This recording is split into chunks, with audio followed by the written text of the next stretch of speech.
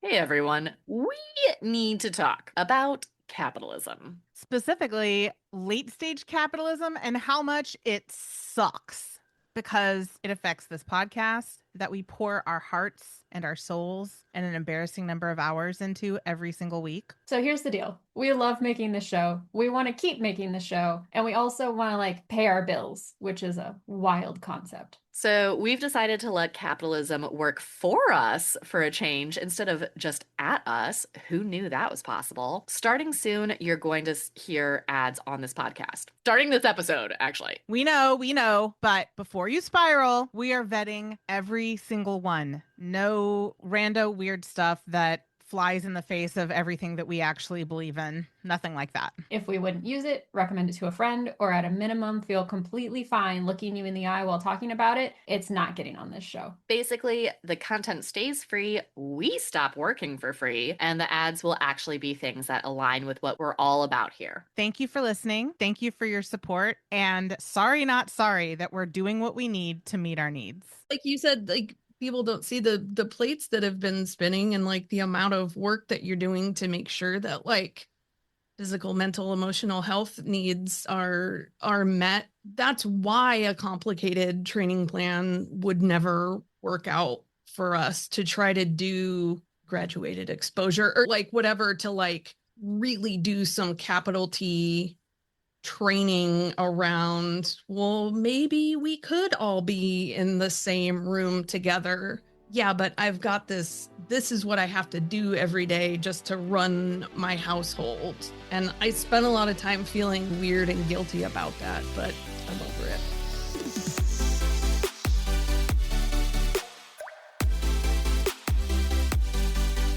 Welcome to Enrichment for the Real World, the podcast devoted to improving the quality of life of pets and their people through enrichment. We are your hosts, Allie Bender. And I'm Emily Strong. And we are here to challenge and expand your view of what enrichment is, what enrichment can be, and what enrichment can do for you and the animals in your lives. Let's get started. Thank you for joining us for today's episode of Enrichment for the Real World. And I want to thank you for rating, reviewing, and subscribing wherever you listen to podcasts. You're expecting to work on one thing, and then as y'all start digging deeper, the list starts growing. You thought you were going to be working on leash reactivity, and then you're like, oh, and also resource guarding, and also my dog won't settle at night, and also they destroy things when they're left alone, and also they bark at everything. And suddenly you're not solving a problem, you're triaging a disaster, right? So if you've ever looked at your dog or your client's dog and you thought, I don't even know where to start, this episode is for you. So when a dog that you're working with or your client's dog presents multiple problems at once, treating each issue as a separate emergency and having a training plan for each issue separately is how you end up overwhelmed, overplanned, and under effective. And the reason for that is that most co-occurring problems actually share a root. They're all coming from the same place. They're all symptoms of the same underlying issue and unmet needs. And being able to see that is what separates reactive firefighting from a thoughtful, sustainable practice. So today we're going to talk about what happens when everything goes wrong at once. There's just a lot of dumpster fires happening, a lot of spinning plates in the air, just a whole lot of issues happening at the same time. And we're going to talk about how to not try to fix all of it, but how to think about it differently so that you can actually move forward and see progress in a way that is sustainable and supportive for everybody involved. The reason this matters is because overwhelm is at least one of the most common reasons. I think, at least in my experience with my selection bias, it is the most common reason that training stalls, that clients can't follow through all the way to the end and reach their goals, that consultants feel insecure and unfulfilled. And that overwhelm can be a combination of burnout, which is having way too much to do and running yourself into the ground, and adherence fatigue, which is just having to keep track of all the things in your head that you're supposed to keep caring about. So that is true for both pet parents and pros. It's not a motivation problem. It's not an ideological problem. It's not a work ethic problem. It's a framing problem. Because when we treat every symptom as its own emergency, we create plans that are exhausting and unsustainable and often unnecessary. So let's make it easier for everybody involved. Let's make it more sustainable. Let's make it more effective. So by the end of this episode, you will have a new mental model for looking at multi-problem cases, one that makes the chaos of really with lots of moving parts feel less random and less, well, chaotic and more workable. When we're working with either the non-humans or our human clients, and one or more of the learners involved in that scenario presents with multiple problems, our sort of knee-jerk response to that is to make a list and start checking boxes. And that's understandable because that approach of like, oh, I've got a solution for every problem and we're going to systematically check them off and work on one at a time, it feels like you're being thorough and organized and responsible, but often it's not actually the move that's going to support anybody involved, including yourself. So the reason for that is that it assumes that each problem is independent and kind of exists in a vacuum. And so each problem needs its own solution. And that's not how behavior works. It's not how systems work in general, whether we're talking about individual learners or entire populations of learners or populations in an ecosystem. It's all interconnected, right? So nothing exists in a vacuum, and that includes behavior issues. Everything is interrelated and interconnected. And Tiffany, I know you have very real and robust lived experience with this. So talk about what this has looked like for you living with PD and helping PD exist in the world. My name is Tiffany, and my dog is a dumpster fire chaos goblin. Yeah. Let me just tell you, I think the last time I was on the podcast, we talked about, or one of the last times, when Petey bit me this summer after being stung by a bunch of bees. I am still feeling repercussions from that incident because he's had let's talk about poop. Let's talk about poop. I'm here to talk about poop. You and I get to talk about it all the time because we talk to trainers and behavior professionals, but maybe the rest of the podcast audience isn't used to how often we have to think and talk about poop. But let's do it. He's had loose stool and slash diarrhea since August or whenever that happened. So I don't know if it just set off some kind of cascade of a mast cell situation and upset his gut. I don't know what the reason is, but we've been on the struggle bus. So we've been trying to get that under control because things like an upset tummy affects behavior. I'm grumpy when I have diarrhea, and so is Petey. Luckily, honestly, his behavior's been pretty stable. So that's been all good. But then you think about things like it affecting other systems. If their poop isn't solid, then it affects their anal glands. And then he starts having problems with his anal glands. And here's a dog who's sensitive to being touched and has to be sedated to go to the vet. Then how practical is it for him to go to the vet on a regular basis to get his anal glands taken care of? The answer is it's not. We went through that when he first came home. It took me 2 years to get his poop solid.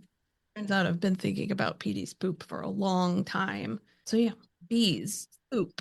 Yeah, I bet those of you who are listening did not know that you're going to be listening to us talk about poop today, but I don't know what to say. You're welcome, and also welcome to our lives where we spend an alarming amount of time thinking about and talking about poop, precisely because it is so inextricably intertwined with behavior. Gut health and behavioral health are not separable.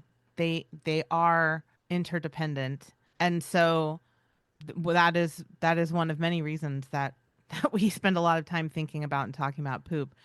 But that's a really good example of how there's multiple things at play here. We have bee sting. We're recovering from the emotional impact of multiple bee stings. We're recovering from the physical impact of multiple bee stings. We're recovering from the behavioral impact of multiple bee stings.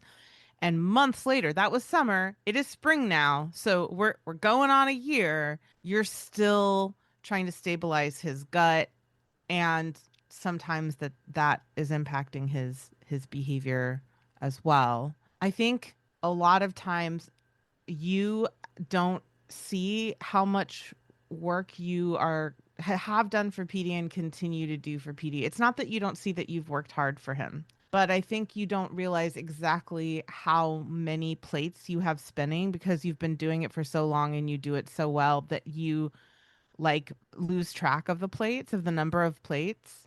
So I'm going to ask you to do this thought experiment live and on not camera, but live and on mic. Think about all of the different issues that you've had with PD since you brought him home and try to just come up with a list as comprehensive as possible when I'm putting you on the spot and you haven't had time to think about this of all of the issues that you've had with PD. If you can come up with a list, I think it would be helpful for people to see that even though that example was a good one because there were multiple systems involved and multiple symptoms showing up, that's also just the tip of the iceberg of all of the interrelated things that have been happening with PD throughout his life. And you are a good example of like what the end looks like, not the end like the end of PD's life, but the end of the process of building a plan to support him. And a lot of people who are at the beginning can't visualize what it would look like. They're like, well, my animal has too many issues. There's no way that I could ever get to that point. But I think it's because they don't get to see all of the issues that PD has had historically because they see you in maintenance phase. So give us your list. Okay. It started with like, why is this dog like jumping up and trying to bite people in the face? And then it moved on to, oh, sometimes he does that around resources. So there must be some kind of resource guarding thing. And then it was like, oh, getting his gear on is hard. So there must be some kind of like body handling situation. And then it was, oh, he screams at any being that we see on a walk. And so then it was like reactivity. And then it was, well, he poops like 4 or 5 times a day and he doesn't eat that much food. And also it's pretty mushy. And oh, look, he's dragging his butt. And oh, he barked out the door at the mail carrier and stuff shot out of his butt and it smells really bad. So he's got anal gland issues. And then it was, oh, he's got these like little itchy spots in between his toes, but it's hard to handle or do anything for him. So how am I going to treat whatever that is? By the way, we're still trying to get like the food thing under control to see if we can get his poop solid so that I can make sure I'm not taking him to the vet every 4 to 6 weeks to have his anal glands drained because he tries to bite the vet. Let's get him on some kind of anxiety med. And like, this is how it went for a while. Yeah. Yeah. That is what people don't see when you talk about how you manage PD and you take them on these adventure walks and you have your compartmentalization of the house. You've got your whole routine or process for getting people in and out of the house. People see that you have this system in place that works really well and that PD has a really good quality of life and you and Big Man have a really good relationship with PD, and they don't get to see where you started, which was like the literal definition of dumpster fire. Like hot garbage mess seeping and oozing everywhere. So I think that's like something that's really important to remember is that if you had worked with a behavior professional when you started out and they gave you a training plan for every single thing that you just mentioned, you wouldn't have PD anymore probably. He may not be alive. You know what I mean? Like I don't know if you could I don't not you Tiffany Holmes, but I don't know if a human could actually do a separate training plan for every single thing that you mentioned. Well, yeah, and the stuff that we manage, bandwidth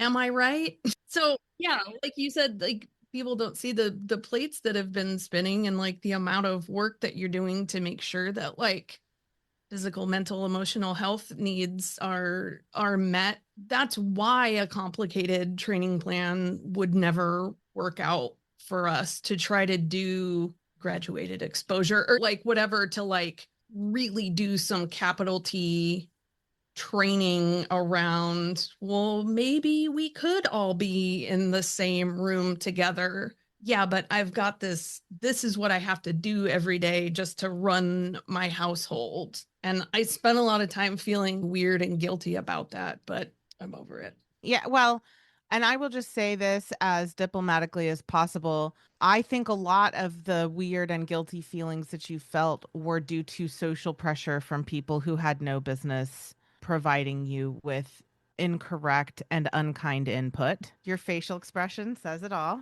For those of you who can't see her face, she confirmed with her face. Uh, so like that is part of the issue is that one thing that behavior professionals have to remember is that people who are living with animals who have really complex, nope, that's not a word. Let me try that again. Complex multi-symptom issues are not just existing in a vacuum either. They're also part of a system that is not supporting them usually, that is usually harming them because they are getting a lot of unsolicited advice and critique that is, first of all, incorrect and inappropriate. And secondly, completely cruel and unrealistic, right? So that's another thing to remember is that we're not just giving somebody 16 training plans in a vacuum either. Like we're giving them 16 training plans in the context of enormous social pressure and guilt and exhaustion and all of those things, right? And that's not helpful, that's paralyzing. So it's really important to remember that when everything feels urgent and you have to do a separate thing for every urgent thing, nothing gets done. People just shut down, right? People give up. The animal may or may not survive the situation. There's just a lot of repercussions that happen from treating each symptom like its own thing and giving them a capital T training plan for each thing and not looking at the entire system and what is happening in the system, not just the spreadsheet of behavior problems. Yeah, what do these people's lives look like? Because we have an entire life. Like, no offense, Peter, he just came down here. No offense, Peter, but I have a life outside of you also, sometimes, occasionally. He's like, how very dare you? Yeah, yeah. What do their lives look like? What capacity do they have left over after just living their lives? That's the capacity you've got to work with.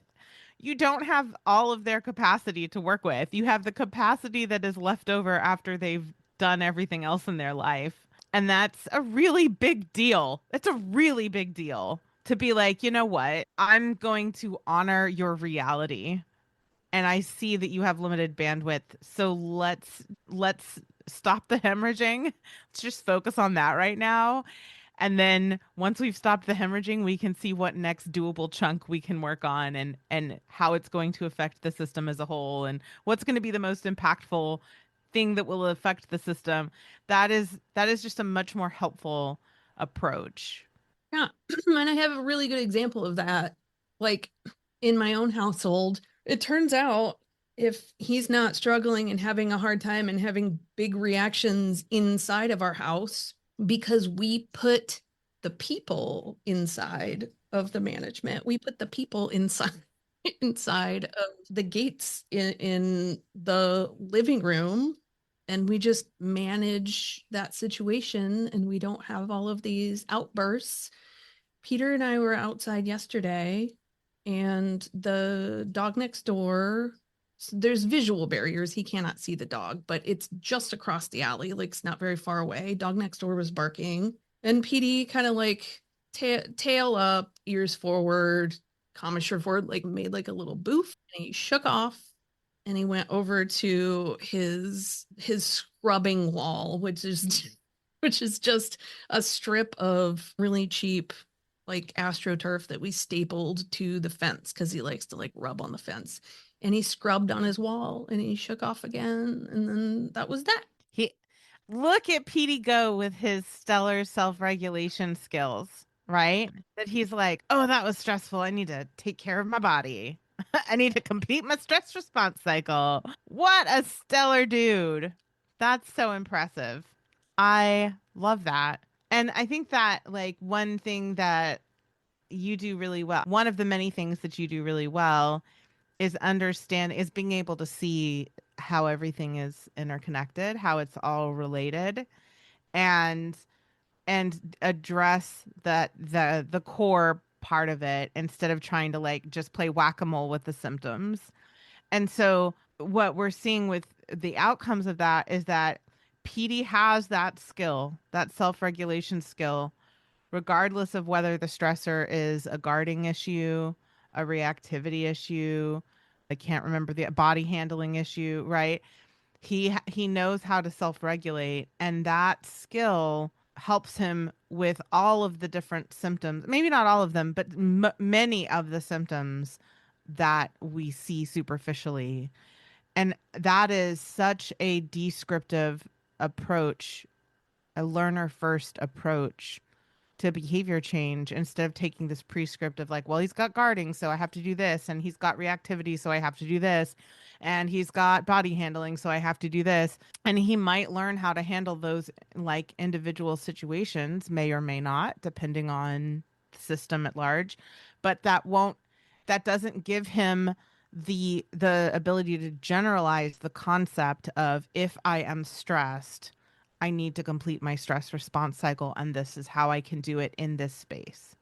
Because I guarantee you, I don't know because I've never met Petey in person, but if he had a stressful situation when you were on an adventure with him out in the yard and he didn't have his scrubbing wall available, he would have another way to complete that stress response cycle. If he was in your house, he would have another way to complete his stress response cycle. So it's not just about generalizing the concept, it's about looking at the environment, assessing what you have available to you, and using what you have available to you to complete your stress response cycle. That is some next level skill that he never would have gotten if you had worked with somebody who had given you a separate training plan for every single symptom that he expressed, right? Right. And the management comes into play too, where it's like we manage those situations where like we know it would be an over the top kind of threshold moment. So like I said, when Big Man and I are together in the living room, we've got the gate up and PD is separated from us, and that is what enables him to like he can go grab a toy, he can chew on something in his crate. We have a little runway of carpets on our bare floor where he can do zoomies, and he does that most nights. He's got to work it out. But like if we were all in the same room together, it would be he would be over threshold. He wouldn't be able to like have that same like amount of he wouldn't have that same level of emotional intelligence. Yeah. That's definitely true. And I think that the take home point for behavior professionals who are listening to this and feeling like, oh God, I've been doing it wrong this whole time. I want to just say right now, like, first of all, don't beat yourself up. If you're listening to this and you're like, they're talking about me, don't beat yourself up about that, because the urge to address everything thoroughly and to help your client with everything that they are experiencing and suffering from, or the pet that you're working with directly, that it shows that you care. It shows that you want to help every aspect of their behavioral health, not just the one thing that they hired you for, right? So it does not mean that you are bad at your job. It means that our industry typically teaches a prescriptive approach where we learn formulas for each behavior, and you are doing exactly what you have been taught. And that is not a criticism of you as a professional. That is a loving critique of our industry and how we think about and approach behavior change. And by the way, this is not just with non-humans. The human behavioral health world is also going on this journey. So we're all in it together. And also, if you're hearing this and it feels like a personal attack, then that means that you have opportunities to experiment with what it would look like to look at it on a systemic level, look at the underlying stuff, and figure out what support do my learners need in order to thrive, instead of having a checklist of training plans that go along with each behavior issue that you're seeing, right? So I had a client, one of my all-time favorite clients. We have become friends since we worked together. We keep in touch even though it's been years since we worked together. They adopted a dog named Zan, and Zan was a feral dog who showed a lot of anxiety and fear responses to a lot of different things. And they brought him home, and he had everything like reactivity, resource guarding, body handling, separation anxiety, interdog like household stuff, when the other dog was a bit extra, and that was just way too much sensory stimulation for him, and so he would go after the Dalmatian when she was being extra, which was frequently. So just everything. And then they were working with a trainer who had given them, for this you do this, for this you do this, for this you do this. And so they were doing the training plan, but they were overwhelmed by it. It wasn't really working because a lot of times he was too stressed to be in the thinking learning zone. So they were not having a lot of success with the sessions. And then Zan bit their 5-year-old in the face and in the ear, like ear face area. So they got my information from someone, and it was really heartbreaking to me because in the first session, the dad told me, and both of them were understandably emotional and crying, teary-eyed, and the dad told me, we don't want to discuss euthanasia. If that's what you're going to recommend, we're not interested in that. And it just like, it was like a gut punch. It felt so sad to me that that was what he thought I was going to recommend, that he thought that there were no other options and he didn't want that to be true. And I was like, there are so many steps between where we are and making a euthanasia decision. And if that's a decision that you come to after we've gone on the journey, I will support you in it, but I'm not going to recommend that because we've got lots of options available to us between now and then. And I asked why, what I can't remember how I phrased the question, but in a sort of conversational, indirect, very soft way, I asked why he thought that that was going to be my recommendation. And his response was, well, we've been training and we've been doing so much training and none of it has worked. And so his thought was, because they've been doing so much training and so much work and it hasn't worked, it means that the dog is defective, is unfixable. And so then euthanasia would be the next outcome. And I was like, buddy, no, I am so sorry that you have been doing as much training as you have. And also, the reason that the training hasn't been working has nothing to do with Zan, and it has nothing to do with y'all. It has to do with the fact that we're not looking at the things that are connecting all of these symptoms. So we're like slapping band-aids on all of the symptoms instead of addressing the core issue. So we had management plans, we had enrichment plans, but we really focused on safe spaces and flight cues and stress response, completing the stress response cycle, improving communication between the dogs and the humans so that the whole family communicated with each other better, working through protected contact to build trust. Like, we did have a lot of things to do, but we didn't do them all at the same time. We did them in a kind of scaffolding way where we focused on one or two things at a time, and we worked sustainably and systematically up to the end goal, right? And we didn't have any training plans that were just for one of the issues. We had management plans. Well, that's not true. We did trades for the object guarding, but that was like one of the last things that we worked on. And in the meantime, we had our chicken sandwich protocol management for the trade stuff. But for the most part, we didn't have separate training plans for each behavior issue.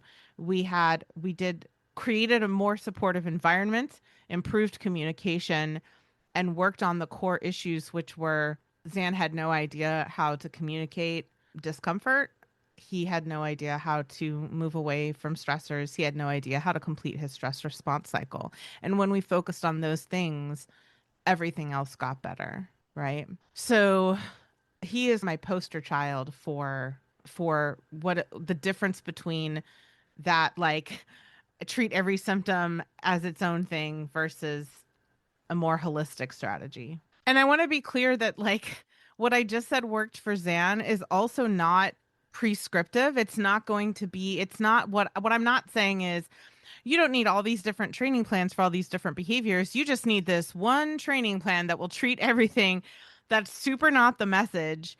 There are some things that almost every learner needs because most pets in our homes don't have these skills that they would have learned if they were wild animals who had been raised by their family group. And those things are like how to communicate effectively within your social group, how to regulate your stress, how to make decisions about what risks you do and do not want to take. Those kinds of things, pretty universal. Most of the animals that we work with need those skills. But the specific combination that Zan needed is not the magic one size fits all solution, because we need to look at, like, yes, stress and arousal, that stress response cycle, common culprit across behavior issues that we see in pets. Unmet needs can be a lot of different things. One of the things that I have learned about Miley is that when she gets thirsty, her response to being thirsty is that she gets really amped up and she'll start mouthing really hard on me or on the sofa or on my partner. And it took me like two or three times of her doing that for me to realize that we didn't have, like, her water bowl had emptied and I hadn't noticed because she was on tether and she was drinking the water while she was playing with Copper. Or, like, her water bowl was in the office and we'd been in the living room for a couple of hours and I forgot that I'd closed the office door. It's not like I'm out here depriving my dog of water, right? But life would happen. And her response to that, like her kind of panic, I'm thirsty response, would be to, like, get really amped up and really mouthy. So when we talk about unmet needs, we're not always talking about big, severe, complicated issues. Sometimes it's like, literally make sure that your dog has more access to water. Check the water bowl every couple of hours to make sure it hasn't been emptied, because we've got two dogs drinking from a puppy water bowl. Maybe get a bigger water bowl is the lesson I'm taking away from telling this story. It can be an insufficiently enriching environment. Does the environment give them enough opportunities to do the things that they enjoy doing that helps them to self-regulate and self-soothe? It could be medical issues, which can be somewhat straightforward and simple, or really, really, really super complicated, or everything in between those two. It can be routine disruption. There are a lot of underlying kind of root cause type of, like, I'm using root cause in quotations, right? But a lot of root cause stuff that happens, that can happen. And so you can't be prescriptive about what sort of root cause treatment looks like. But if you're paying attention to the root cause stuff and you're focusing on that and building skills that support the underlying issues, then usually you don't have to do much, if any, training of the symptoms. Sometimes you do, but the way I tell clients is, let's do the low-hanging fruit first. Let's take care of the stuff that we know is contributing to the issues that you're experiencing.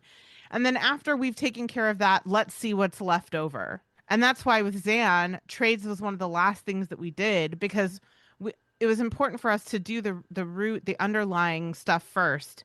And then we saw that he still had a hard time relinquishing food and objects. And that's very in line with all of the other desert dogs that had been caught and brought into pet homes. And Bree was one of those desert feral dogs.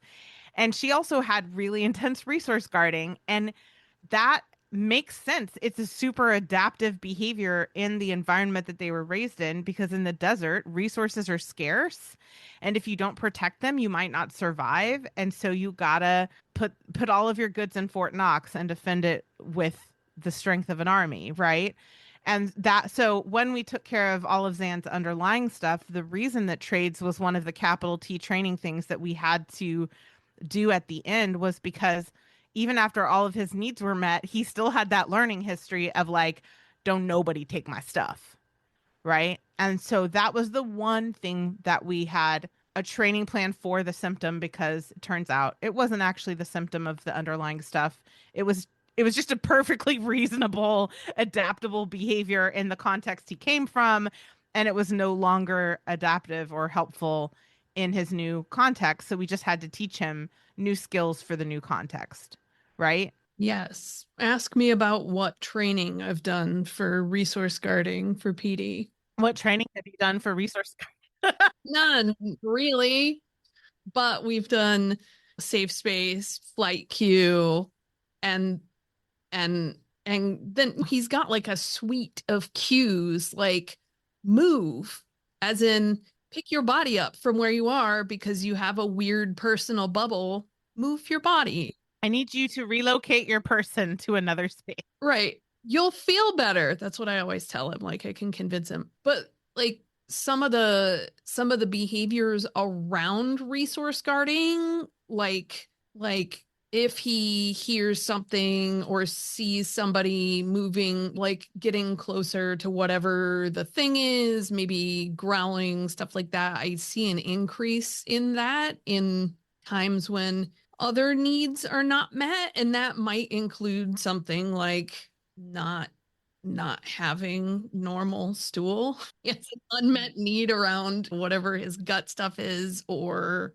even something just like he's been cooped up around a lot because of the weather or whatever. But we have all of these skills around his need for personal space and his need for resources that like we can deal with them together. Yeah. And I think you hit on something that is really important about that is the togetherness of dealing with them, that you and PD can work collaboratively as a team because you have excellent communication with each other. Right. And that's not possible when you're taking a prescriptive approach and you're doing something for the learner or to the learner instead of with the learner. You're not listening to them if you're making decisions for them instead of making decisions with them. And you can't make decisions with them if you don't have really strong communication skills. Yeah, I mean, I can give him a project to do and say, like, take it, which means put it in your mouth and like carry it somewhere, like in your bed, which is his crate, and he'll take it to his crate. And sometimes because there are humans moving around, the crate is not a good enough space. And so I'll see him do something like just lay his chin over it and he's not working on it, or maybe he'll growl, or maybe I'll see him stiffen and I'll look at him and I'll say, take it to your room, which is upstairs, which is like away from everybody else. And sometimes that's all it takes. And then I don't see the resource guarding behavior then because he's now just like upstairs working on the resource. Right. He doesn't need to guard it because he's in a safe space where he knows nobody's going to try to take his stuff. Right. Yeah. That's beautiful. And that's why it works so well and why you haven't needed a like capital T training plan for resource guarding, because you've eliminated the need for him to guard. Like he doesn't need to anymore because he can just take the stuff that he values to his own room, and his room is a safe space where nobody's going to steal his stuff. Right. So I think when you see like a whole cluster of behaviors, the first question isn't like, what do I tackle first? Or like, how much training can I get away with my asking my client to do? It should be, what are all of these things telling me about my animal's state and like what is going on with them? Because what we saw with Petey's underlying stuff was gut issues, lack of trust / history of unpredictability, no communication or poor communication anyway, and no ability to self-regulate, no safe space. Okay, that's 5 things. But those 5 things were contributing to all of the stuff that he was dealing with, right? Plus generalized anxiety. Well, yes, and I think probably he would not have it. I don't know because I don't know anything about his lineage or like his family's propensity towards anxiety. All of the things that I mentioned cause anxiety disorders, right? Chronic gut health causes anxiety disorders. A lack of safety and predictability causes anxiety disorders. The inability to communicate with your social group causes anxiety disorders. So, like, I'm not convinced that his anxiety disorders isn't actually a symptom of the stuff that I just said. I could be wrong. He could have a family history of anxiety, but like whether or not he does, all of that root stuff is those things cause anxiety disorders, right? I'm not even sure that it's disordered to have anxiety under those conditions. I think that's a really reasonable response to a garbage life experience, right? What a perfectly adaptable young man. What a perfectly adaptable hot mess because he came from a hot mess environment. So, yeah, of course he's a hot mess, right?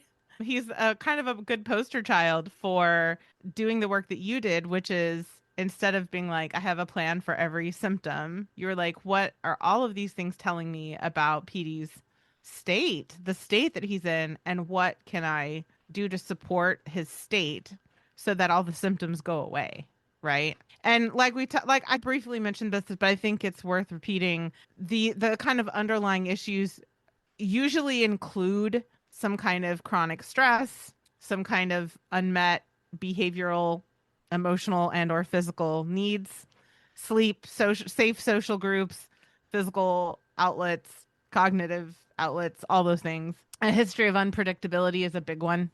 A lot of learners who come from unpredictable environments have lots of different weird, quirky issues as a result of having no sense of safety or predictability in their lives, right?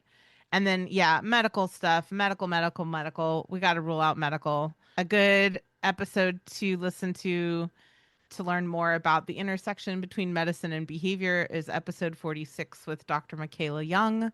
Usually when you improve security, predictability, communication, and teach your learners how to complete their stress response cycle, multiple problems improve without directly addressing any of them. And then you get to see what's left over, and then you only have to address what's left over after you've done that core work instead of trying to just play whack-a-mole with all the symptoms, right? And that is the value and the benefit of systems thinking instead of looking at everything in a vacuum as if none of it is interrelated. It can be helpful for you to reframe your current experience while you are working on improving the experience. So if you think about it like the dog you're working with or the client you're working with, whoever is struggle busing, they're not doing a lot of things wrong right now.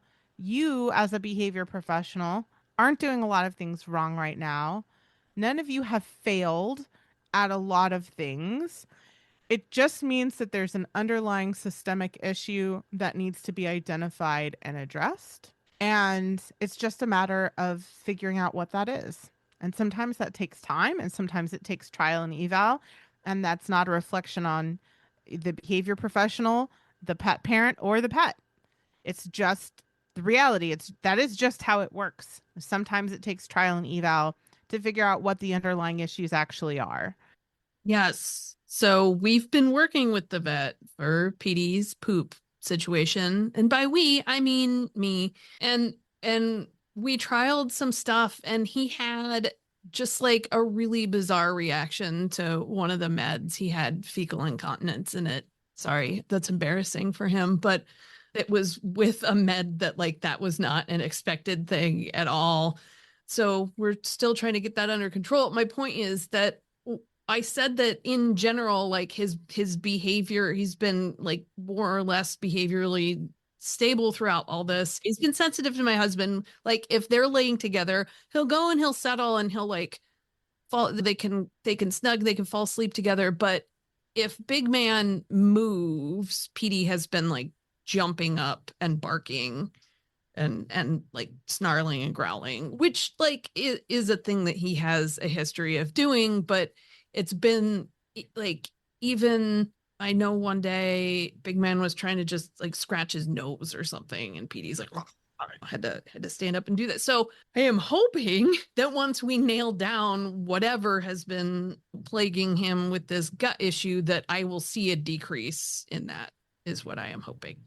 Yeah, that's a good thing to trial and eval. And also, if you fix the gut and you don't see that sensitivity to Big Man daring to touch his own nose, then that doesn't mean that you're a failure or PD's lost cause or this whole training nonsense doesn't work. It just means that you need to keep trialing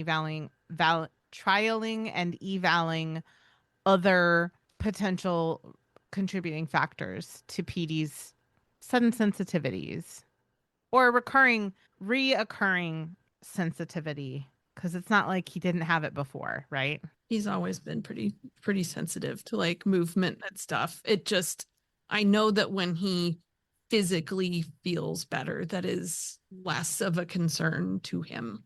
It's less jarring for him. And I think that there's like a pain thing that we haven't quite nailed down yet either. And it's hard with a dog with behavior problems, like on top of all of this, because it makes figuring out the pieces harder. Yeah. Anytime there are multiple contributing factors, it makes it harder to identify them, because it's hard to, like, you eliminate one and you're like, okay, but this thing is still happening. Is it still happening because the thing I eliminated had nothing to do with it, or because it just had partially something to do with it, but not everything? So yeah, it's sometimes it's not a super simple solution. Wow, that was alliterative. I enjoyed that alliteration. But it's not a reflection on anybody involved. It's just a matter of finding what the contributing factors are. What are the underlying issues? And figure it out from there, right? And obviously, sometimes it can be more complicated than pattern recognition, because, like Tiffany just talked about, how they've been working with PD on a lot of things and they've figured out a lot of problems. And then all of a sudden, we've got this thing coming back, and it's not clear why it's coming back. And so the sort of like pattern recognition component isn't necessarily helping her in this situation, right? But overall, the pattern recognition part and addressing the underlying issues has made enough other things manageable that when this one thing is reoccurring, it's easier to like hone in on it because you've cleaned out all the noise, right? I feel less overwhelmed, but like when this stuff happens, I don't spiral on it the way that I used to when we were still like figuring out just how to deal with life together. Like now that we know how to deal with life together, we can just spiral on one thing at a time.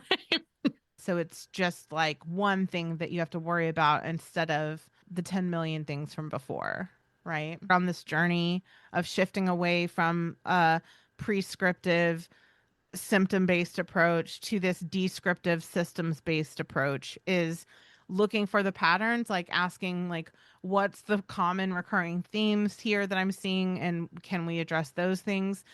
Practice getting into the mindset of, this is going to be trial and eval. We're going to test this hypothesis that this might be the underlying issue. Next week, we're going to go one level deeper, because sometimes the real problem isn't the dog's behavior at all. We're going to be talking about what happens when the plan is actually designed for your anxiety. I hope you enjoyed today's episode, and if there's someone in your life who also needs to hear this, be sure to text it to them right now. If you're a pet parent looking for more tips on enrichment, behavior modification, and finding harmony with your pet, you can find us on Facebook and Instagram at Pet Harmony Training. If you're a behavior training professional dedicated to enrichment for yourself, your clients, and their pets, Check us out on TikTok and Instagram at Pet Harmony Pro. As always, links to everything we discussed in this episode are in the show notes. Thank you to Ellen Yoakum for editing this episode and making us sound good. Our intro music is from Penguin Music on Pixabay. Please rate, review, and subscribe wherever you listen to podcasts. That helps more pet lovers and professionals find us so they can bring enrichment into their world too. Thank you for listening, and here's to Harmony.